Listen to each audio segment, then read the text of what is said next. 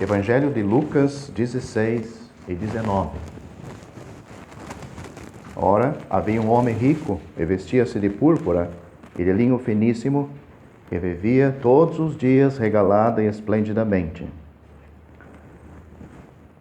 O final do versículo 22 diz: E morreu também o rico e foi sepultado.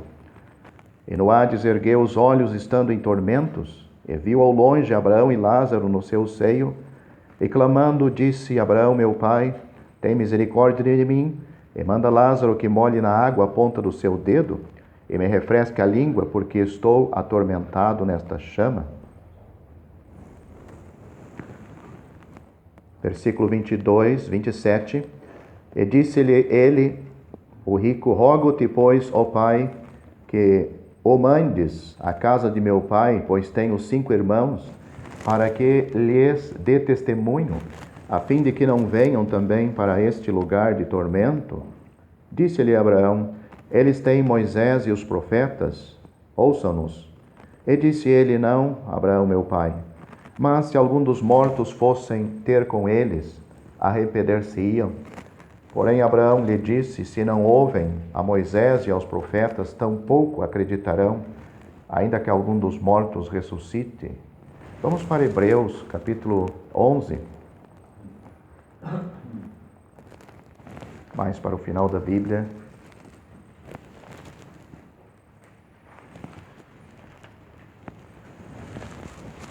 Hebreus 11, versículo 23. Pela fé, Moisés, já nascido, foi escondido 3 meses por seus pais, porque viram que era um menino formoso, e não temeram o mandamento do rei. Pela fé, Moisés, sendo já grande, recusou ser chamado filho da filha de Faraó, escolhendo antes ser maltratado com o povo de Deus, do que por um pouco ter o gozo do pecado, tendo por maiores riquezas o vitupério de Cristo, do que os tesouros do Egito, porque tinha em vista a recompensa. Pela fé deixou o Egito, não temendo a ira do rei, porque ficou firme, como vendo o invisível. Pela fé celebrou a Páscoa e a aspersão do sangue, para que o destruidor dos primogênitos lhes não tocasse. Voltamos um pouco para trás, em Atos, capítulo 18, Atos dos Apóstolos.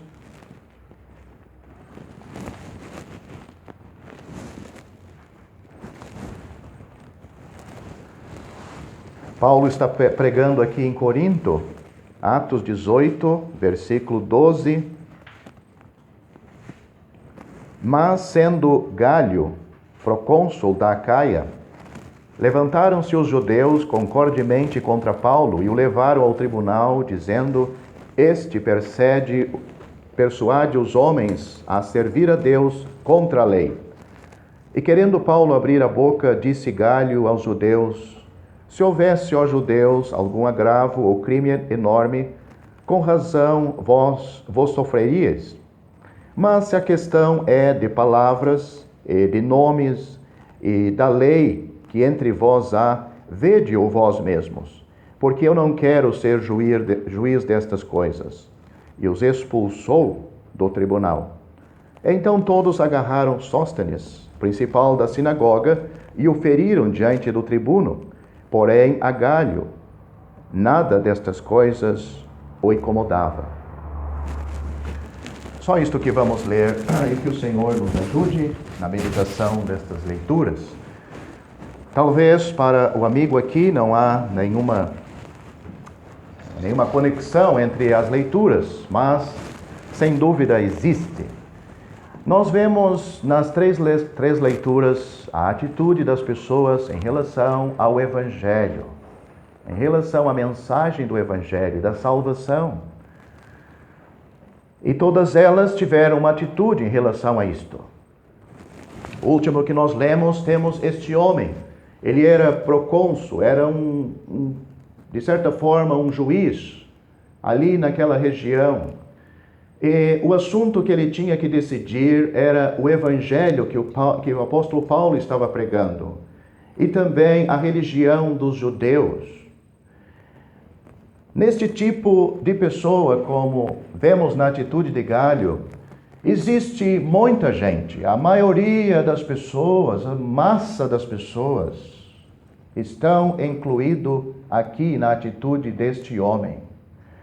Ele disse duas palavras que podemos tirar proveito para nós. Ele disse: eu não quero ser juiz destas coisas. E também temos outra palavra ali: destas coisas, nada destas coisas o incomodava. Eu não quero ser juiz destas coisas.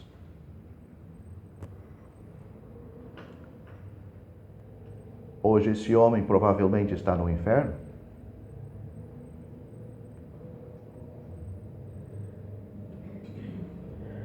Será que temos alguém aqui que também não quer ser juiz? Ou seja, você é responsável para onde está indo a tua alma. Você é responsável quanto ao evangelho que você está ouvindo. Você é responsável para ir em busca da verdade que existe nas Sagradas Escrituras. Existe muita confusão no mundo, sem dúvida, é o caso aqui, mas também estava perante ele a verdade. Naquela cidade de Corinto, um pouco antes nós lemos que muita gente creu no Senhor Jesus, foram salvos e foram batizados, e ali estava instituída uma igreja. Mas este homem, ele não quer ser juiz destas coisas, não quer saber. Mas é só destas coisas que as pessoas não querem ser juiz. Porque na hora de achar uma namorada, não é o amigo que escolhe, nem o pai, ou um namorado. Na hora de arrumar um serviço, é ele mesmo que vai para a fila. Está doente? É ele mesmo que tem que ir ao médico. Ele não manda a mãe para consultar no lugar dele, ou o pai. É ele ou ela mesma. Na hora de construir a casa, é ele que faz juízo, é ele que escolhe se é desse jeito ou daquele outro. Mas quando entra neste assunto, não querem ser juiz. Quer dizer, não querem assumir uma posição, na realidade já estão assumindo, de indiferença. Indiferença. Nada incomoda. Este homem, estava na presença dele o apóstolo Paulo, um grande pregador. Quando Paulo ia abrir a boca, ele, não preciso, nem quero saber, não quero. Tem tanta religião no mundo, e talvez esta é mais uma. Meu amigo, você é juiz deste assunto também.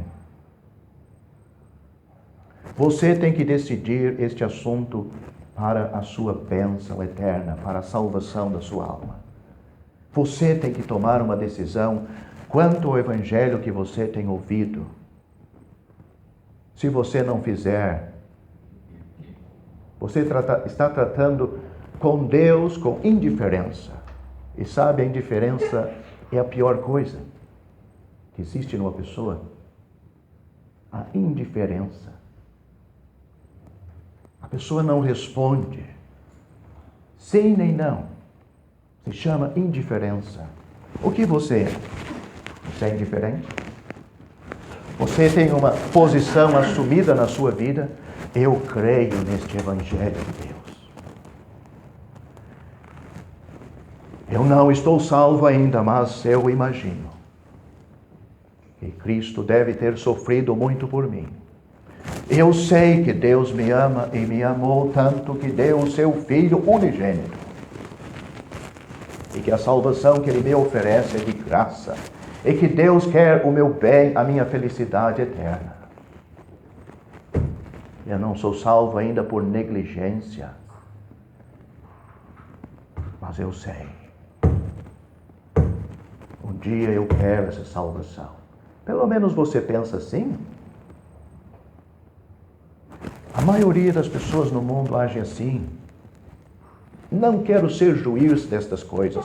Tem tanta religião, agora onde vai estar a verdade? Pois é, outras coisas eles vão atrás. Lutam na justiça para impor a verdade, que é só, vai lhe garantir, se ele ganhar alguma coisa, só até a hora da sepultura, e aquilo não tem mais nenhum significado para ele na eternidade. Mas este assunto, meu amigo, você fazendo um bom juízo, sendo um bom juiz, vendo na palavra de Deus que Deus enviou o seu Filho para te salvar, para me salvar, salvar todo este mundo, que você é um pecador condenado por Deus, e que você está no caminho largo e espaçoso, que o fim é a perdição, que é uma questão de tempo e você vai abrir os seus olhos no inferno. Será que estas verdades têm mudado os seus pensamentos? Você faz juízo sobre este assunto? Ou você trata com indiferença? Não quer ser juiz no assunto? Pois é, temos aí um mau exemplo em Galho. Quem perdeu? Só ele. Só ele. Paulo e tantos outros que continuaram sendo salvos nesta cidade, hoje estão no céu. Galho, aonde está? Provavelmente no mesmo caminho que você está trilhando. O fim é a perdição. Mas temos um bom exemplo em Moisés. Oh, ali está cheio de lição. Vemos aqui Moisés, como tem coisas interessantes. Moisés era um menino lindo. Já nasceu lindo. Hoje muita gente tem que fazer muita cirurgia, para ele se achar lindo. Mas aqui é Deus que está dizendo que ele era lindo. E assim foi. Mais do que isto, ele foi criado na corte do rei e do país mais rico daquela época. E ele foi chamado filho da filha de Faraó. Ele teve os melhores e maiores estudos, imagina. Tudo que um jovem, uma jovem gostaria de ter na sua vida. Beleza física, posição social, estudo. Olhando para ele, era de invejar.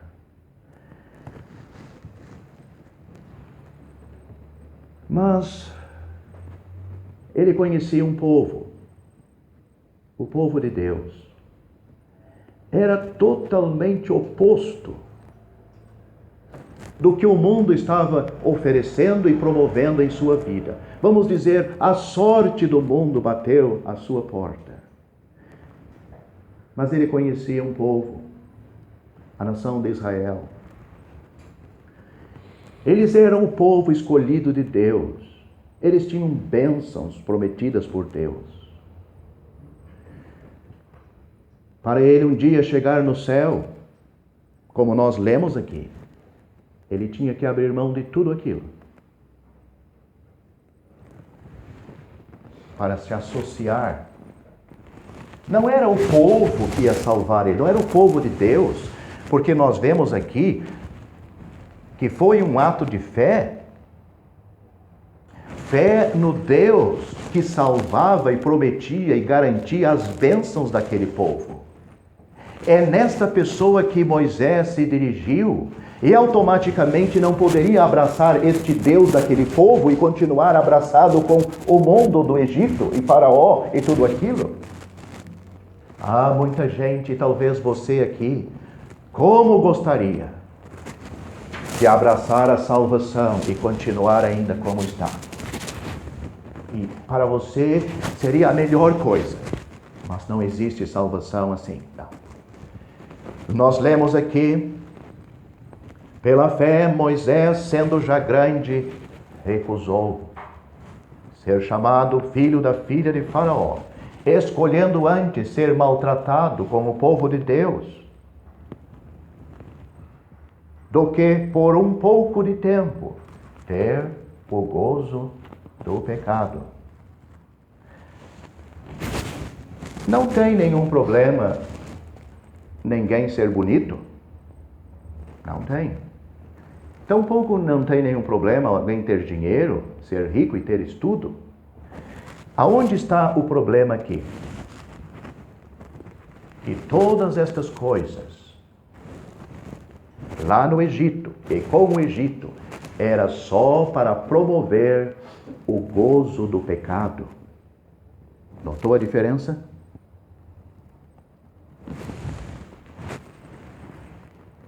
Deus não salva só pessoas feias. Esses são feios, às vezes ficam bonitos depois de salvos. Também não salva só os pobres que não têm dinheiro e sem estudo. Mas Deus salva pessoas em que estas coisas estão somente promovendo o pecado nas suas vidas. Note, o prazer do pecado é o sentido do gozo do pecado. Estas coisas Moisés viu. Aqui é onde eu estou. Com tudo isso, eu não posso associar com as coisas de Deus. Eu tenho que abandonar. Eu tenho que abrir mão. É um preço que tem que pagar. Mas note aqui, diz, por um pouco de tempo, ter o gozo do pecado. As pessoas, a maioria, talvez você não quer pagar esse preço, né? Mas não se esqueça, é só um pouco. E você vai ter que deixar. E vai partir para a eternidade. E tudo vai ficar aqui. E você vai sem a salvação. Porque você não fez uma escolha de fé, como Moisés fez. Ele diz, pela fé Moisés escolheu, exige fé do pecador, exige uma renúncia do prazer que ele tem nos seus pecados. Às vezes não precisa ter dinheiro, nem pouco nem muito, não precisa nem ser bonito, e não precisa nem ter uma posição social assim, para ainda estar amarrado e preso a algumas coisas desta vida, que o induz ao prazer do pecado. Mas ele não abre mão. Note que Moisés abriu mão, porque tendo por maiores riquezas o vitupério de Cristo, o desprezo de Cristo, do que os tesouros do Egito, porque tinha em vista a recompensa. Moisés, olhando para o povo, a nação de Israel, que futuro tem um povo escravo sofrendo? As bênçãos dele ainda deles é para o futuro. Sabe lá quando? Talvez eu nunca vou ver esse povo sendo liberto, vou morrer escravo. Pois é, mas diz aqui que ele escolheu isto. Ele tinha vista a recompensa. Ele tinha vista do futuro. Ele estava vendo o futuro no Egito e o futuro com o povo de Deus. Ele ficou com este lado. Você o que vai fazer? O que tem feito até hoje? Talvez você não tenha nem 1% do que Moisés tinha. Nem agora e nem no futuro. Você vai morrer e não vai ganhar 1% do que ele tinha. E vai perder a sua alma. Note. Diz, pela fé, deixou o Egito. Ele saiu de lá. Pela fé celebrou a Páscoa e a aspersão do sangue. Esta foi a noite quando Israel saiu do Egito. Ele viu o seu povo sair do Egito, daquela escravidão. Quer dizer, mesmo neste mundo, ele viu a situação mudar, melhorar. Eles foram levados para a terra de Canaã. Ele viu, ele mesmo foi um grande vaso útil nas mãos de Deus para guiar o próprio povo dele. Para colocar em exercício a construção do tabernáculo. Receber de Deus, da presença de Deus, os mandamentos para aquele povo. Ele não foi grande no Egito, mas foi grande entre o povo de Deus. Em Mateus capítulo 17 e outros evangelhos, ele aparece com Elias no Monte da Transfiguração, na terra prometida, falando com o Senhor Jesus. Ele foi para o céu. Ele está lá. Você, meu amigo, a tua escolha vai levar você para o céu? Faça uma escolha boa esta noite. Exige neste assunto fé e renúncia do pecador. Você tem que colocar os olhos em Deus e ver, ali tem um futuro garantido e brilhante para mim. A Bíblia diz que todos aqueles que recebem a Cristo, Deus tem dado o poder de os tornar filhos de Deus aos que creem no seu nome. E todos que são filhos são herdeiros de Deus e co-herdeiros com Cristo. Se nós sofremos aqui um pouco, é certo que também com Ele reinaremos. Oh, meu amigo, o que será viver 30 anos em seus pecados mais, se você tem mais isto, 20 anos, 10 anos, quem sabe, 2 anos. E você passar uma eternidade em sofrimento eterno?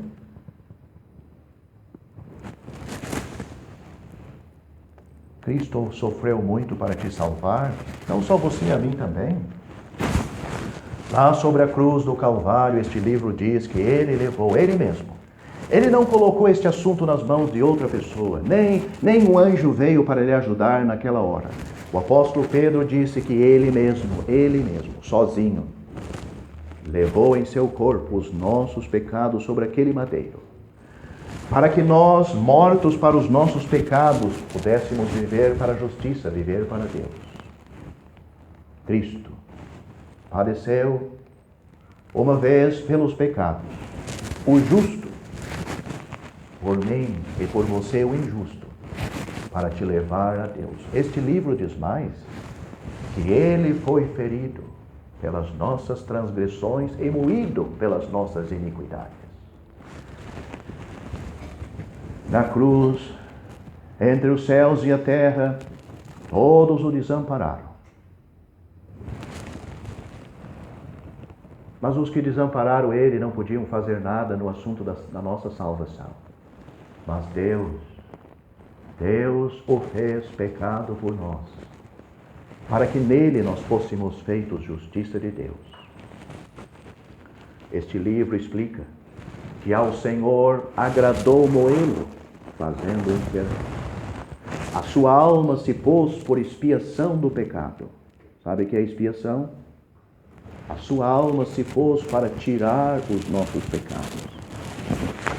E para isto ele sofreu, a ponto de Deus esconder o sol para tratar com ele. E a sua voz, o seu clamor na cruz era: Deus meu, por que tu me desamparaste? Será que Deus não quer te salvar, meu amigo? Será que Deus não quer livrar a sua alma do inferno? Ah, com certeza, Deus amou o mundo de tal maneira que deu o seu Filho unigênito, para que todo aquele que nele crê não pereça, mas tenha a vida. O que você precisa é escolher Ele, deixar o mundo e pela fé recebê-lo como seu Salvador. Para terminar, nós vemos aquele homem em Lucas 16, uma história tão bem conhecida. No inferno ele está muito arrependido, mas é tarde. Em sua vida, ele foi bem ao contrário de Moisés. Lemos que ele vivia regalado e esplendidamente. Ele se vestia bem, ele queria se apresentar ao mundo como alguém que tinha prazer nas coisas do mundo. Ele queria aproveitar bem. Ele era rico, então podia ir até aos mais extremos do que os pobres não podem. Mas a morte chegou para ele, mais cedo do que ele pensava. Note que ele disse que tinha 5 irmãos na casa dele. Era o mais velho que ele? Não se sabe. Mas possivelmente todos jovens. Ele está clamando do inferno. E ele está lá ainda. Não saiu. Ele só tinha um pedido lá, além do dedo para refrescar a sua língua, um dedo molhado só. Ele disse, porque eu estou atormentado nestas chamas. Eu estou atormentado. Sabe, é triste, meu amigo, é triste. A gente estar no corpo, perante o corpo de uma pessoa e pensar, esta pessoa está em chamas agora. Ela está.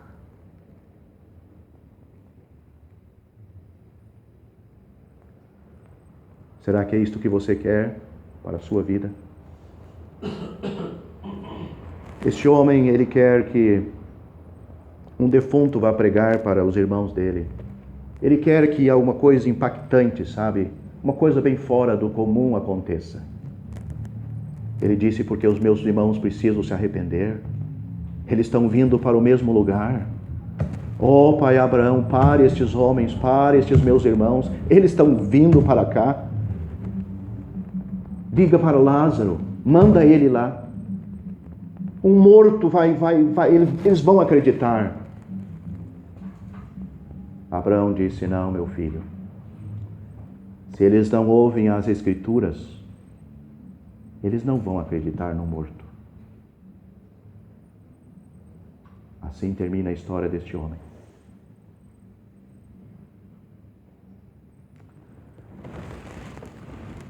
Eu não posso decidir por você, a minha decisão eu já fiz com 18 anos de idade. E eu não troco a minha vida pela sua. Não troco. Nem a minha decisão pela tua. Espero que você seja como Moisés. Você veja as coisas com os olhos da fé e busque esta salvação enquanto você está vivo, porque amanhã pode ser muito tarde. Eis aqui agora o dia aceitável. Eis aqui agora o dia da salvação. A salvação é agora. O dia aceitável é agora. Não é depois, nem amanhã. Que você creia no Senhor Jesus. Você será salvo. Que Deus lhe ajude. Vamos orar.